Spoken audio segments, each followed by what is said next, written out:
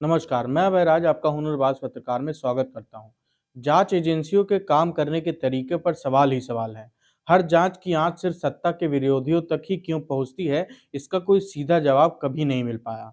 लेकिन जांच की टाइमिंग हर जवाब को बयां करती है।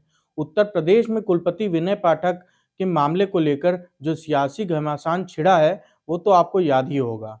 सत्ता के करीबी बताए जाते हैं, लिहाजा जांच एजेंसियों के बुलवाने पर भी इनकार कर देने की हिम्मत रखते हैं। तो वहीं पूर्व वित्त सचिव के घर सीबीआई के एंट्री पर सवाल उठ रहे हैं कि कहीं भारत जोड़ो यात्रा में चहलकदमी का साइड इफेक्ट तो नहीं है। कथित भ्रष्टाचार के मामले को लेकर सीबीआई ने पूर्व वित्त सचिव अरविंद मायाराम के घर और कई ठिकानों पर छापेमारी की। दिल्ली और जयपुर में ये छापेमारी हुई।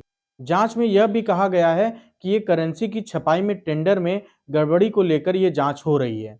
मायाराम के साथ ही वित्त मंत्रालय और आरबीआई के कुछ और अधिकारियों की भी जांच हो रही है। अरविंद मायाराम ने 2012 से 14 के दौरान भारत के वित्त सचिव के तौर पर कामकाज देखा था। कांग्रेस के नेतृत्व वाली यूपीए सरकार में वित्त मंत्री के तौर पर पी चिदम्बरम के टेन्योर के दौरान मायाराम को ग्रामीण विकास मंत्रालय में ट्रांसफर कर दिया गया था। 1978 बैच के आईएएस अधिकारी मायाराम ने राजस्थान के मुख्यमंत्री अशोक गहलोत के मुख्य आर्थिक सलाहकार के तौर पर भी काम किया है। मायाराम ने फाइनेंस में पीएचडी की है और विश्व बैंक, एशियाई विकास बैंक, अफ्रीकी विकास बैंक के बोर्ड में भारत के वैकल्पिक गवर्नर के तौर पर भी काम करते रहे हैं। सीबीआई की इस कार्रवाई पर कांग्रेस ने भी सवाल उठाया है। जयराम रमेश ने कहा कि पूर्व आरबीआई गवर्नर भारत जोड़ो यात्रा में चलते हैं तो बीजेपी उन पर हमला करती है। सेना के पूर्व जनरल भारत जोड़ो यात्रा से जुड़ते हैं तो उनकी छवि खराब करने की कोशिश की जाती है।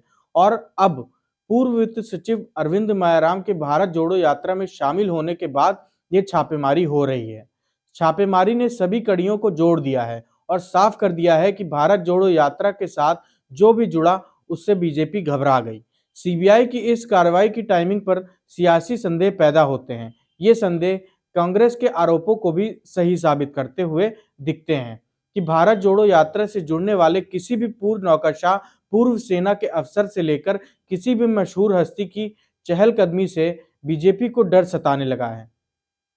बीजेपी की सत्ता इसे नागवार तौर पर देखती है। ये तब हो रहा है जब आरएसएस भी राहुल गांधी की इस यात्रा की तारीफ कर चुका है और राहुल गांधी की इस लंबी पदयात्रा को लेकर आरएसएस भी उसका समर्थन करता हुआ दिखता है।